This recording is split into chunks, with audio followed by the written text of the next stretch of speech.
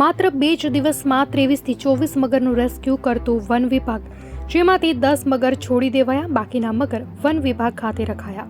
વિશ્વામિત્રી નદીની જળસપાટી વધતા મગરોનું ઘર ખોરવાયું. વન વિભાગ અને વિવિધ NGOએ અલગ અલગ વિસ્તારોમાંથી રેસ્ક્યુ કર્યું. વિશ્વામિત્રીના પાણી ઉતર્યા બાદ નદીમાં પાછા છોડવામાં આવશે. વિશ્વામિત્રી નદીના પાણી વધવાથી અત્યાર સુધીમાં 23 મગરો અમે રેસ્ક્યુ કરેલા છે અને અમારી સાથે વડોદરાના તમામ NGO, ફોરેસ્ટ ડિપાર્ટમેન્ટની ટીમ બધી જોડાયેલી હતી. મોટાભાગના વિશ્વામિત્રી નદીના આજુબાજુના વિસ્તારો છે સમાધિ, સાવલી, પારસિયા, કમાટીબાગ, ઝૂઓલોજી યુનિવર્સિટી, ખાસવાડી, સ્મશાન, એ રીતે અલગ અલગ જગ્યાએથી અમે રેસ્ક્યુ કરેલા છે અને સૌથી વધારે 14 ફૂટનો મગર અમારાથી રેસ્ક્યુ થયેલો છે આ વર્ષનો.